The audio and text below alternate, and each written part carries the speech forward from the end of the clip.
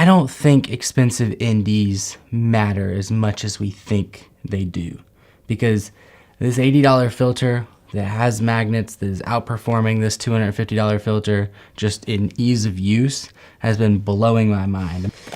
Okay, so check this out. ND filter, no ND filter. ND filter, variable ND filter, no ND filter. ND filter, locked on, variable, 2 to stop, 5 stop, no ND filter. This thing is pretty darn cool. This thing is the K&F Concept Nano X series filter. Honestly, K&F Concept makes a bunch of cheap stuff, and this one is a cheap ND filter that is fantastic. So let's jump right into it. All right, first off, we need to talk about how I came into possession of this. You see, K&F Concept reached out and they said, hey Ross, we really like your YouTube videos. We want you to go through our website, see if there's anything on there that you might like, and we'll send you if you want to make something for your YouTube channel. And I was like, great, that's how a lot of small channels work. That's how I work. I scrolled through the site and was like, you know what? And the magnetic ND filter right here caught my eye. And honestly, I'm glad that it did. So they sent me this product. They didn't pay me for anything. I get to keep the product. It's an $80 product. Congratulations. I guess we made 80 bucks. But really, I've been using it for the past month, and not gonna lie, I'm about to order 2 or 3 more just for the whole team, just for the whole camera's sake. So this right here is my Peter McKinnon Polar Pro 2 to 5 stop variable ND filter that I've been using for the past forever. See, it's in this case, and this case kind of over-engineered. This doubles as a lens cap when your ND filter's on. This part kind of rotates off. This sticks somewhere, and this is your 2 to 5 stop ND filter from Polar Pro. Mine's got a little bit of scratches on it. I don't really notice those scratches when I film anything, to be honest, because it's been just used a ton. But the thing with this filter is we go inside, outside, outside, inside, inside, outside all day long when shooting weddings. And this filter right here, well, let me just show you an example. This filter right here, you're shooting no ND filter, you're inside, you're having a good time. Oh, it's time to go outside. Let's put on our ND filter. First, you find it in one of your pockets somewhere. You put it on here, you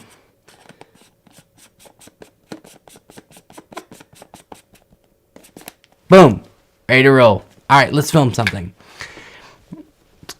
It's cool. It's how it's always been. I haven't really noticed anything wrong with it or terrible about it, because that's just how it's got to be. It's got to screw onto here. It's got to do this. We shoot with a lot of Tamron lenses, and all these Tamron lenses are plastic, kind of rings around the outside. So it makes for sometimes difficult times finding those threads, getting those threads screwed on, making sure you're not stripping out the threads, getting it on there, locking it in. Now, I've been shooting with this filter for a very, very, very long time. It's just how it is, how it happened. A couple years ago, Polar Pro, Peter McKinnon came out with what they call the mag lock system. And that works very similarly to how this K&F system works. There's a magnetic ring and an ND filter. You smack it on there, it's magnetic, it just works. It makes a whole lot of sense. But there's one problem.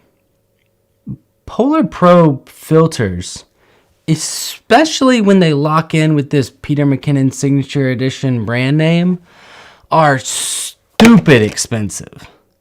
So we run a couple wedding teams. I've got a couple large teams going out. I have 4 of these filters. 4 of these filters at 250 bucks a pop has cost me a little over $1,000 in ND filters.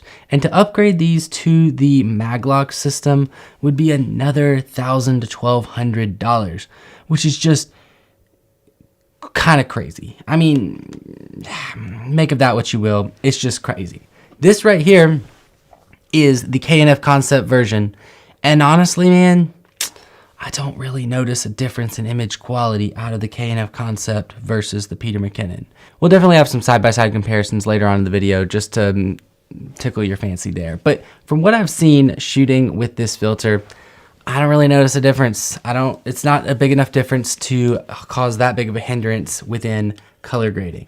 So let's compare the Peter McKinnon filter to going outside inside with this K&F Concept magnetic filter. You ready? We're outside. We're inside. We're outside. We're inside.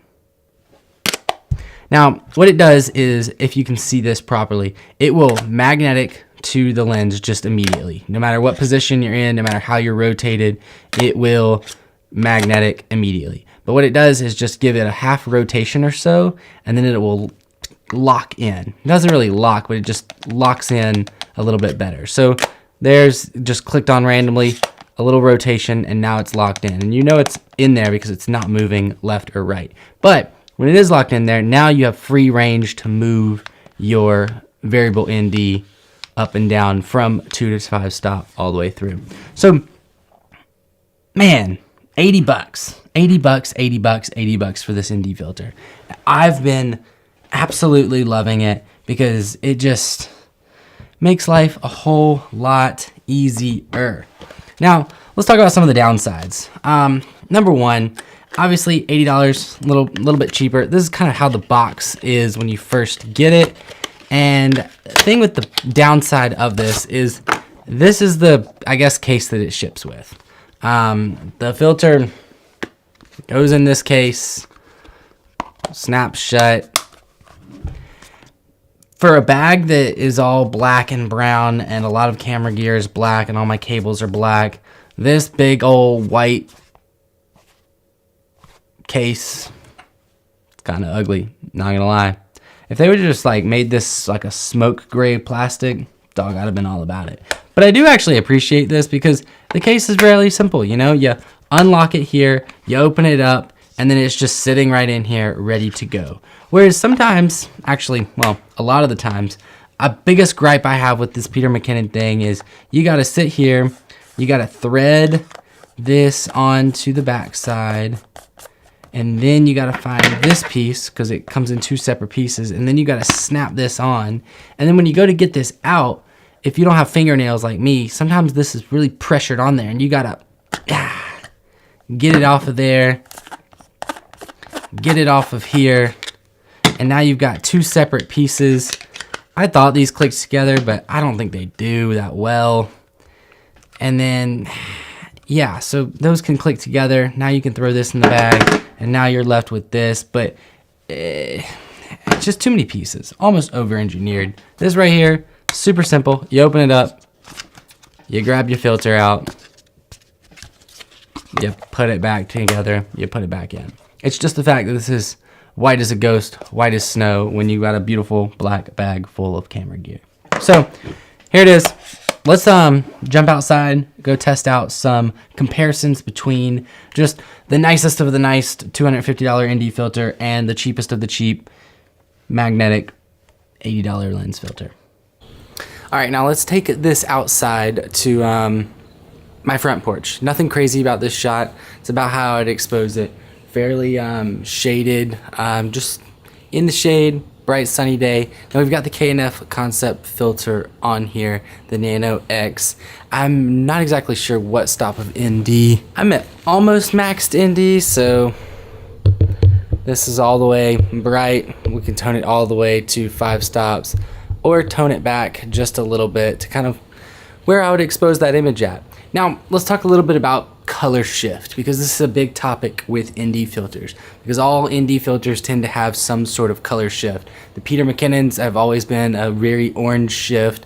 The K&F Concept, not really sure what color shift it is, but to be completely honest, I don't care about color shift. As long as all of the cameras that you're shooting on all tend to have the same color shift to them. So, for example, if I'm shooting a wedding ceremony and I'm using this filter, I would really prefer all 3 cameras to have this same filter. If I'm shooting a multicam project, I would rather have all of my cameras have the same filter on them. Just makes color grading that much easier. Just makes it that much easier to splice and dice them all together. So let's check out the color shift from this K&F Concept filter, the Magnetic VND, to my Peter McKinnon Polar Pro filter.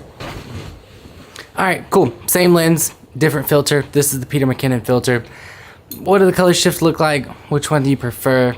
Let me know. Do the blind test. Do whatever you want. But this is with the Peter McKinnon filter. Same lens. We're both on the Tamron 17-28 2.8 at 2.8 at 1/60 shutter, shooting at 30 frames a second. So that's kind of my thoughts on color shift. I don't really care what the color shift is, as long as every camera that I'm working with has the same color shift, because then you can shift those colors around wherever you want in post. So does color accuracy matter that much? Debatable. I don't know. You be the judge. But a reason that we have so many of these Polar Pro filters is because I like consistency in my editing. I like all of my cameras to have the same filters. But at $250 filters versus an $80 filter, it's gonna be a heck of a lot easier to outfit all of our cameras with a K&F concept filter that's magnetic than it would be running with the Polar Pro filters that are $250 a pop. So I don't know, you be the judge. Let me know what we got going on here. Let me just run you through real quick on kind of how this works. So this is the super thin threaded part that would screw onto your camera lens, and then this is the 82mm magnetic filter, and they just snap right on together. So I guess technically, in theory, you could have one of these on every lens that you're going to use throughout the day and just run around and smack the same filter on every single one of them. I don't know, you got options, up to you. So yeah, what do you guys think? Let me know in the comments below. Look, I think the main thing that I set out to do when looking into this filter and kind of comparing it to my current Peter McKinnon filters is really just kind of showcase the fact that I don't think expensive NDs matter as much as we think they do, because this $80 filter that has magnets that is outperforming this $250 filter just in ease of use has been blowing my mind. I'm able to get faster shots, I'm able to get set up quicker, I'm able to get exposure down right, I'm able to just magnets, love it. But the question that you need to decide for yourself, is the $250 filter worth it, or is the $80 filter gonna do you just fine? Because I've done a lot of expensive projects on this filter recently. It's been just fine. My clients don't know. I barely even know the difference. So up to you guys. Up to you guys to decide. But if you're outfitting several cameras with filters, like a lot of our wedding videographers are, might be best to go with the cheaper option. Anyways, links in the description. I make like $1 every time you buy one on Amazon. So I'll see you guys on the next video. Bye-bye.